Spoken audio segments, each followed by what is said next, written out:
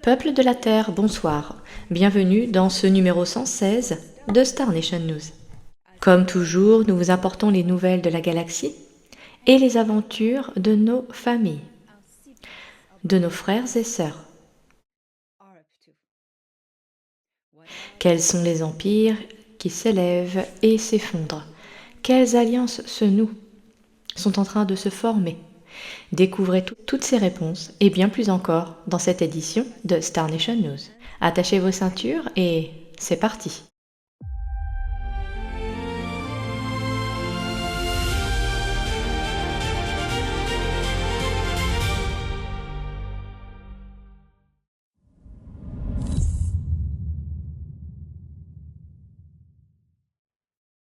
Après la chute de ces deux grands empires, puissants mais immoraux, les draco-reptiliens Sicars et les gris Nébou d'Orion, la galaxie restructure non seulement ses alliances politiques, mais aussi ses accords commerciaux entre eux.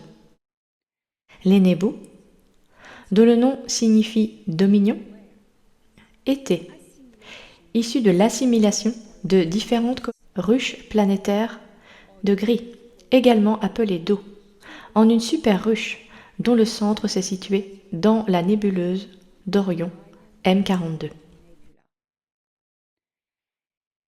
L'alliance des gris d'Orion s'appelait les Nébou, aussi connus sous le nom de Dominion. Je tiens à vous rappeler ici une différence entre Nébou et Do. J'en discutais récemment avec une personne qui travaillait, dont je vous parlerai dans un instant, avec les Nébou. Les Do est le nom qu'ils utilisent pour désigner gris. Nous les appelons les gris, car nous les désignons par une couleur, la couleur grise. C'est pourquoi nous les appelons les gris, mais ce n'est pas ainsi qu'on les appelle dans la galaxie. On les appelle les Do. Do est le nom de leur espèce, prononcé Do, D-O-W, pour la prononciation. Les Nébou étaient donc une super ruche qui avait assimilé plusieurs ruches planétaires de Do, mais pas seulement. Ils s'emparaient de toutes les ruches, de toutes les autres ruches qu'ils pouvaient détourner et assimiler. Parmi ces ruches, on trouvait des populations comme les Akara, les Mantes ou Mantides, auxquelles j'ai récemment consacré un numéro spécial de Star Nation News. Les Nébou formèrent une alliance d'intérêts qu'ils nommèrent l'Alliance des Six. Et il ne s'agissait pas d'une alliance politique, car ces groupes étaient en compétition les uns contre les autres pour le pouvoir et les territoires de la galaxie Nataru. C'était plutôt une alliance commerciale, fondée sur des accords. En cette alliance d'accords, initiée par les Nébou, qui ne souhaitaient pas de guerre pour les territoires conquis par la planète, et surtout en ce qui concerne la Terre, qui leur était très précieuse, elle regorgeait de ressources humaines et matérielles, etc. Minéraux, eau, et bien d'autres choses encore. L'or. Les Nébou créèrent à cette fin l'Alliance des Six, qui était un conglomérat des Nébou Orion, Do ou Gris, connus sous le nom de Dominion. L'Empire draco-reptilien Sicar était leur principal rival. Les Kiilitokurt de la constellation de Vela, les gris Solipsirae du cygne, les petits gris de Zeta Reticuli, également connus sous le nom de Throg, comme ils s'appellent eux-mêmes. Enfin, et non des moindres, un autre concurrent redoutable, les Maitra de la galaxie d'Andromède. Ces grands êtres interdimensionnels, aussi appelés gris.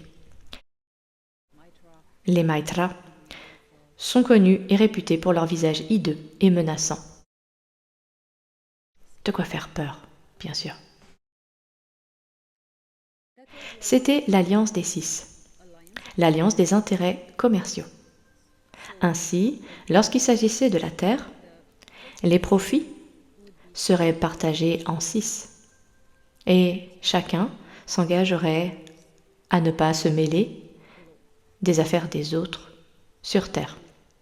C'était un accord avantageux pour tous et c'était tout. Et cela fonctionna non seulement pour la Terre, mais aussi pour toutes les planètes de l'Empire gris. Et les autres membres, les territoires des 5 autres membres aussi. L'Alliance des 6 fut totalement démantelée depuis la chute des Nébou et des Sicars. Les 4 autres membres, les Solipsirae, les États, les Kilitokurt et les Maitra, se dispersèrent. Quand les alliances ne reposent pas sur des idéaux politiques, mais sur des intérêts commerciaux, chacun devient égoïste, chacun ne pense qu'à soi, chacun pour soi. C'est ce qui s'est passé. Quand des figures importantes de l'alliance meurent, nous prenons la fuite, car l'ennemi politique, l'Alliance galactique unie de Nataru, est si puissante qu'il va nous écraser, faute de protection suffisante pour maintenir l'Alliance. L'Alliance des 6 fut donc entièrement démantelée après la chute des Nébou. Notre alliance existait, triangulaire, le triangle noir. Elle réunissait les Nébou, les Sicars et la flotte noire. Il s'agissait d'une alliance politique, d'une alliance de pouvoir. Ensemble, ils créèrent ce que les Andromédiens appelèrent la tyrannie galactique. Dans le futur. C'est ce même triangle noir que les Zénatés ont retracé jusqu'à la Terre. Nébou, Sicars, flotte noire. Terre, Orion, Draconis. Très maléfique. Ce système fut également démantelé grâce aux Zénatés qui envoyèrent la Fédération galactique des mondes, une organisation militaire, sur Terre. La Fédération a aidé la Terre à se débarrasser de la flotte noire, des Nébou et des Sicars. Tout ceci sera relaté dans une série d'entretiens que j'ai pu réaliser avec un invité spécial ayant visité notre système stellaire. Du fait de toutes ces alliances d'intérêts, quelque chose se produit. Les intérêts commerciaux des différentes cultures se sont trouvés bouleversés. Les Nébou et les Sicars n'étaient plus là pour asservir et tyranniser les mondes. Et le commerce a donc connu une transformation radicale. De nouveaux intérêts et de nouvelles ressources commerciales ont dû être mis en avant. La chute des Sicars et des Nébou a profondément bouleversé le commerce d'esclaves, la traite des êtres humains, le commerce du bétail, comme certains l'appellent.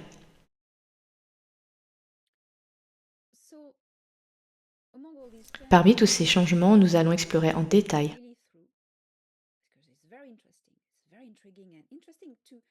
le commerce galactique et ses transformations après la chute de 2 empires et la réunion, ou plutôt l'union, de différents groupes au sein de cette galaxie, donnant naissance à l'Alliance galactique unie de Nataru. Parmi tout ceci, je vous guiderai à travers ce processus afin de vous en expliquer les mécanismes. Au cours d'une série d'entretiens, j'ai eu l'honneur de m'entretenir avec une ambassadrice commerciale de Kilitokurt, venue visiter cette galaxie, ce système solaire. Pardon, le système Sol.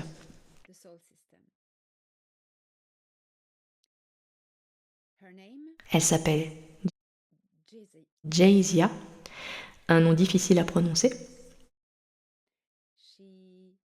Elle s'est d'abord rendue à la station de combat orbitale XLR6 pour solliciter un entretien avec le haut commandement afin d'obtenir l'autorisation de commercer et de conclure des accords commerciaux avec le système solaire, car celui-ci abrite une plaque tournante, un centre commercial. Le centre commercial est donc sous le contrôle de l'Alliance terrestre.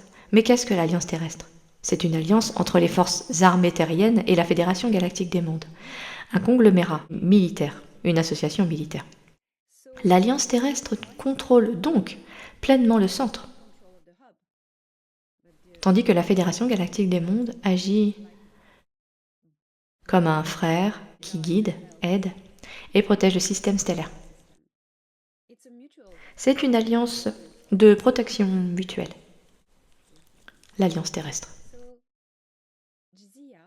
Jayzia devait donc obtenir l'autorisation de la Fédération pour se rendre au centre, au hub de l'Alliance terrestre et commercer. Car il ne s'agissait pas seulement de notre système stellaire, entièrement sous le contrôle de l'Alliance terrestre. Et il s'agissait d'introduire dans notre système une menace galactique potentielle, et cela relevait de la Fédération galactique des mondes. Jayzia devait d'abord s'occuper d'eux. Et c'est ainsi que je l'ai rencontré. Comme vous le savez, si vous suivez mes informations, je souhaitais depuis longtemps que Toran me fasse rencontrer un jour un Kilitokurt et leur poser des questions. J'ai toujours été fascinée par cette culture, qui ressemblait tant aux cultures humaines, tout en étant si différentes. Notamment en ce qui concerne l'éthique et leur vision des enfants, qu'il s'agisse des leurs ou de ceux des autres espèces qu'ils trafiquent. Tous ces aspects seront abordés lors d'une série d'entretiens avec Jayzia. J'ai passé 12 jours à l'interviewer, dont 3 en personne, et le reste des échanges se sont faits par l'intermédiaire de Toran. Toran ne me laissait jamais seul avec un Kilitokurt, jamais. Et il n'autoriserait jamais non plus de communication directe avec elle, avec les Kilitokurt. Donc Toran s'était donc donné pour mission de me permettre de réaliser toutes ces interviews. J'ai plus de 70 pages de notes et je vous présenterai ces interviews chaque semaine dans Star Nation News. Ce sera hallucinant. Ce seront des renseignements provenant du cœur même de l'ennemi, qui tente de redorer son blason et de se faire des alliés. Attention, il s'agit de Kilitokurt, des êtres extrêmement manipulateurs, et ces entretiens promettent d'être passionnants. Les Kilitokurt souhaitent-ils vraiment se réapproprier un nom, une éthique, et ce que l'éthique représente pour eux? Vous le découvrirez dans son ensemble à travers cette série d'entretiens.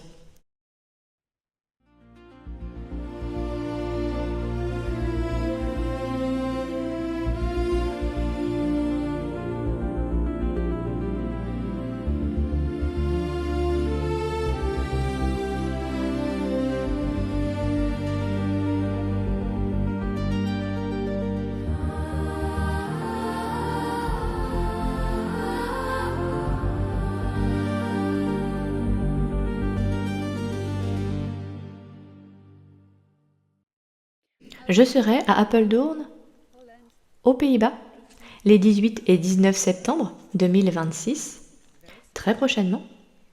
Je vous invite à cliquer sur ce lien et à nous rejoindre pour un combat qui transcendra la science. Ce sera passionnant car il portera sur les fréquences. Je suis absolument certaine que je vais passer un excellent moment et j'espère que beaucoup d'entre vous qui êtes en Europe pourront venir. Apeldoorn, les 18 et 19 septembre. Soyez présents.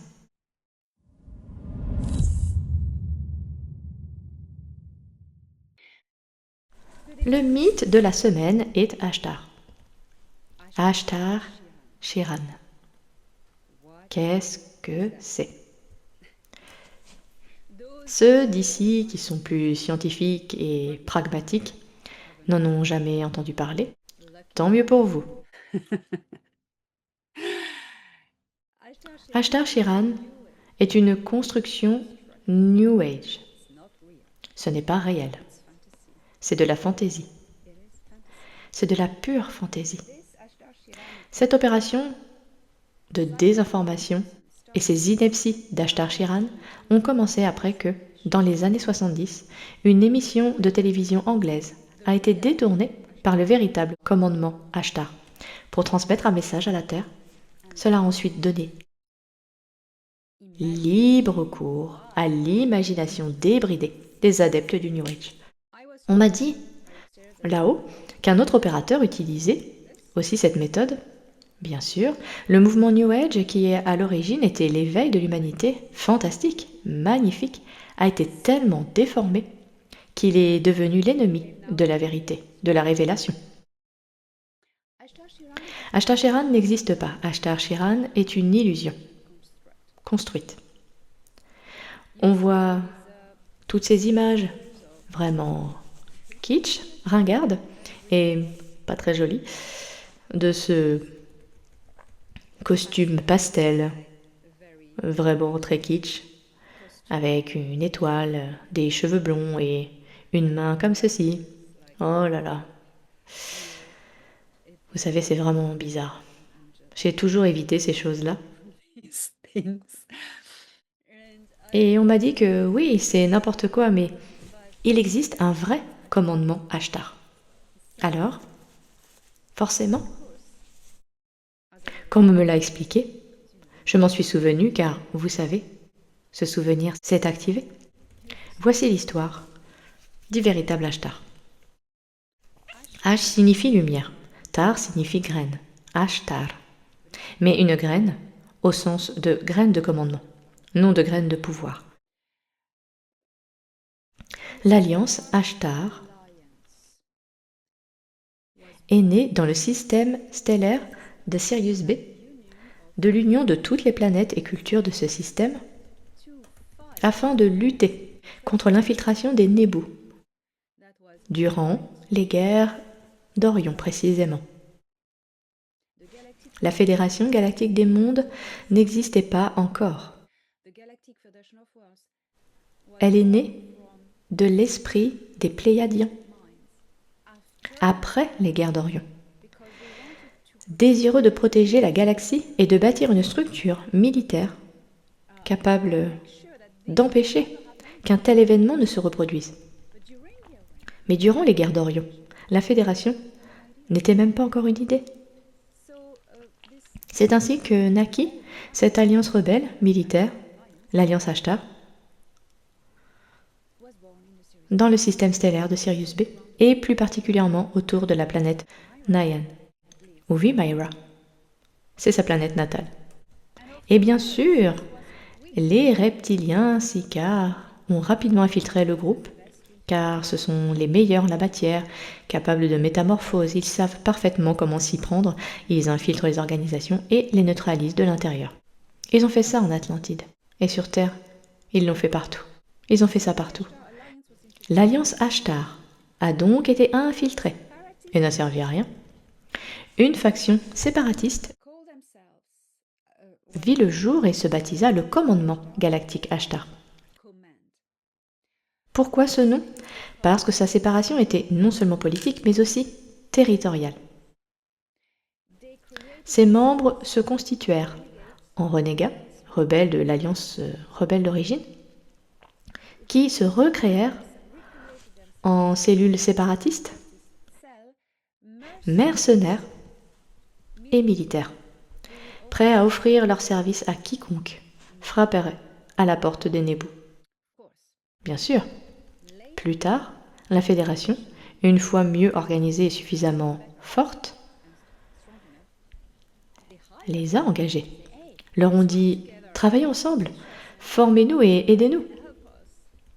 Mais même si la fédération a toujours collaboré avec le commandement galactique Ashtar jusqu'à aujourd'hui, en tant que prestataire de services mercenaires, ce dernier est toujours resté indépendant. Ils proposèrent leurs services à tous. Ils forment une sorte de micro-fédération, mais sans appartenir à aucune alliance, ils sont indépendants. Ce sont des mercenaires qui offrent leurs services, et c'est ainsi qu'ils se développent. Voici la vérité. Il existe un avant-poste dans ce système stellaire, dans la haute atmosphère de Jupiter. Pourquoi là? Parce qu'ici trouve le vortex, la porte des étoiles naturelles. C'est un passage entre notre système stellaire et le reste du monde, et il le garde farouchement, car tout peut en provenir. Le commandement galactique Ashtar n'intervient pas. Ses membres sont un peuple farouche et respectueux de la directive première. C'est pourquoi ils ne communiquent pas avec la Terre. Une fois la demande formulée par la Fédération, il s'agissait d'Ashtar Vrilon. Ashtar est un titre, non un nom, qui signifie commandant. Le commandant Vrilon de Jupiter a transmis ce message au nom de tous. Et c'était génial. C'était génial et authentique. Oh, bien sûr, la CIA a essayé de le discréditer, bien sûr. Ils le font toujours. Ils ne communiquent pas directement avec les humains en personne. Beaucoup de gens pensent avoir reçu la visite d'Ashtar en astral ou éthéré, mais tout cela n'est qu'illusion, orchestrée par les gris, les reptiliens, des démons de la Terre. Oh non. Non, je le sais maintenant. C'est la vérité. J'espère que cette explication vous a plu et vous a éclairé. Je travaille sans relâche pour vous, contre la division et la tromperie, encaissant tous les coups pour que vous puissiez cheminer en toute sécurité sur votre voie d'évolution spirituelle. Je comprends. Je vous comprends. Tout va bien. Tout ira bien. Vous serez formidable. Je vous embrasse.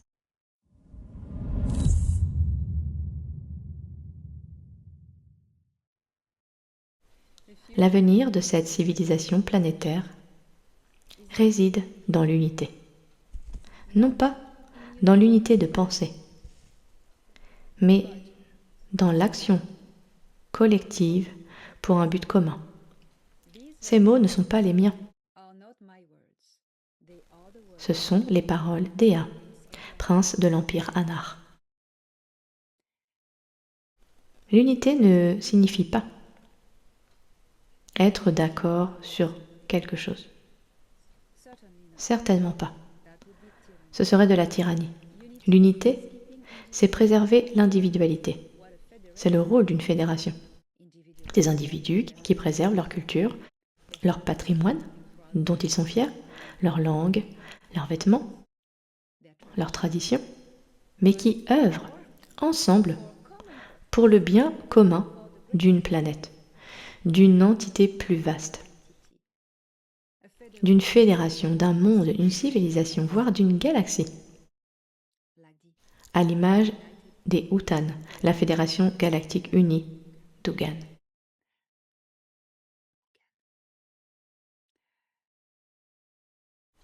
Dans ce cadre, cet objectif commun est l'évolution. Il y a l'évolution, le progrès spirituel et technologique, et l'expansion de cette culture à la fois individuelle et souveraine qui se nomme et porte son nom et le fait rayonner comme un phare. Les humains de la Terre, les Terrahu, Voilà qui vous êtes, tous, ici. Et cet objectif commun est le seul moyen de construire ensemble l'avenir. L'unité ne signifie pas non plus s'unir à ceux qui veulent détruire l'objectif commun. L'unité réside dans cet objectif commun et non dans l'uniformité des idées, comme vous l'avez compris. L'unité pour un objectif commun ne tient pas compte de ceux qui cherchent à le détruire. C'est très clair, n'est-ce pas? C'est pourquoi, sur les réseaux sociaux, tout ce qui se passe actuellement dans le monde entier, au sein de cette petite communauté de la divulgation du New Age, etc., on observe des gens qui s'insultent, qui tentent de salir la réputation des autres, tout en prenant l'unité. Vous voyez l'absurdité de la situation et la perversité, et aussi sa méchanceté, et la perversité qui se cache derrière ces mots. Ceux qui s'insultent ne contribuent en rien à l'unité. C'est aussi simple que cela. Vous savez, tout au long de mon parcours parmi les humains, j'ai appris une chose. Les actes sont plus éloquents que les paroles.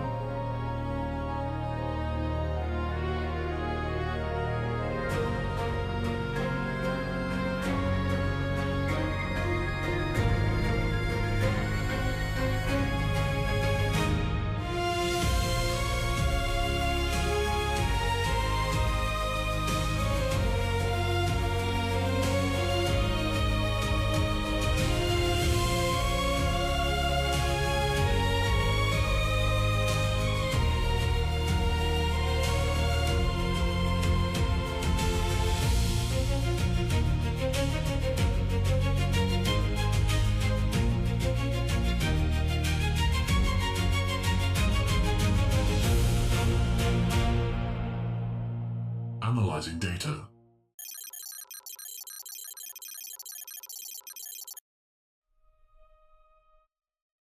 Les Soliari et les Sahawiks se sont affrontés pendant des millénaires, jusqu'à l'unification de Mureya.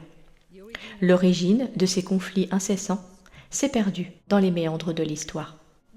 Beaucoup pensent que tout a commencé par un terrible différend territorial dans le système Orpa. En effet, une ceinture d'astéroïdes chargée de milliards de roches regorgeant de ressources précieuses sépare Soliari et Mureya. Lorsque leur étoile commença à avoir un comportement erratique, les Soliari refusèrent d'aider les Sahawiks, ce qui n'améliora en rien leur relation. Souvent, une crise majeure rapproche les peuples, mais pas ces deux cultures. Les Sahawiks et les Soliari sont tous deux humains, et l'on sait combien les humains peuvent être obstinés. Lorsqu'il s'agit de compétition et de démonstration de force, qui a le plus gros ego, cherchant à savoir qui a la meilleure flotte, les ressources les plus abondantes et le plus vaste territoire. Lorsque Mureya parvint enfin à stabiliser sa magnétosphère et à s'unifier en une civilisation planétaire, les Sahawiks demandèrent un traité de paix aux Soliari, partageant équitablement la zone située entre les orbites de leur planète, y compris la ceinture d'astéroïdes. Il a fallu du temps pour parvenir à ces accords, car le partage de la ceinture était complexe et délicat, nécessitant un inventaire minutieux et impeccable de toutes les roches et de leurs ressources. La paix a un prix. Aujourd'hui, les deux civilisations prospèrent en paix, ayant appris à se développer ensemble grâce à la coopération, l'amitié et des intérêts communs. Même si rien ne prouve qu'ils soient les meilleurs amis du monde. Ils se sont lancés dans un voyage qui les mènera, sans aucun doute, vers un avenir radieux.